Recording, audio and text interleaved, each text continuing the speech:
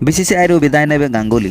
ଜାଣନ୍ତୁ ତାଙ୍କ ସ୍ଥାନରେ କିଏ ଅଛନ୍ତି ପ୍ରମୁଖ ଦାବିଦାର। ଭାରତର ପୂର୍ବତନ ଅଧିନାୟକ ତଥା ବର୍ତ୍ତମାନର बीसीसीआई ସଭାପତି ସୌରଭ ଗାଙ୍ଗୁଲି ଆସନ୍ତା ସପ୍ତାହରେ ବୋର୍ଡରୁ ବିଦାୟ ନେଇପାରନ୍ତି। ଗାଙ୍ଗୁଲି ତାଙ୍କ କାର୍ଯ୍ୟକାଳ ମଧ୍ୟରେ ଅନେକ ବଡ଼ ନିଷ୍ପତ୍ତି ନେଇଛନ୍ତି। ତେବେ ନିକଟରେ बीसीसीआईର ବରିଷ୍ଠ ଅଧିକାରୀଙ୍କ ଏକ ବୈଠକ ବସିଥିଲା ଯେଉଁଥିରେ ପରବର୍ତ୍ତୀ ସଭାପତି ନିର୍ବାଚନ ପାଇଁ ଆଲୋଚନା କରାଯାଇଥିଲା। ଏବେ ଆସନ୍ତା ସପ୍ତାହରେ ଦିଲ୍ଲୀରେ ପରବର୍ତ୍ତୀ ବୈଠକ ହେବ ବୋଲି ଅନୁମାନ କରାଯାଉଛି। ସେହି ବୈଠକରେ ଆସନ୍ତା बीसीसीआई ନିର୍ବାଚନ ରାଜ୍ୟ ସଂଗଠନମାନେ ସେମାନଙ୍କ ମତାମତ ରଖିବେ। ତେବେ 1983 ବିଶ୍ୱକପ୍ ବିଜେତା ଦଳର ସଦସ୍ୟ ଥିବା ପୂର୍ବତନ ଅଲରାଉଣ୍ଡର ରଜର ବିନି बीसीसीआईର ସଭାପତି ସୌରଭ ଗାଙ୍ଗୁଲିଙ୍କ ସ୍ଥାନ ନେବା ଲାଗି ସବୁଠାରୁ ବଡ଼ ଦାବିଦାର ବୋଲି ବିବେଚନା କରାଯାଉଛି। ଜୟ ଶାହା बीसीसीआईର ସଚିବ ଭାବରେ କାର୍ଯ୍ୟ କରିବେ। ନିକଟରେ ସୁପ୍ରିମକୋର୍ଟରୁ ଗାଙ୍ଗୁଲି ଏବଂ ଶାହାଙ୍କ ସେମାନଙ୍କ କାର୍ଯ୍ୟକାଳର ଦାୟିତ୍ୱ ଜାରି ରଖିବାକୁ ଅନୁମତି ମିଳିଥିଲା। ଏହିପରିକି ଭାରତୀୟ ବୋର୍ଡକୁ ମଧ୍ୟ ଏହାର ସାମ୍ବିଧାନିକ ସଂଶୋଧନ କରିବାକୁ ଅନୁମତି ଦିଆଯାଇଥିଲା।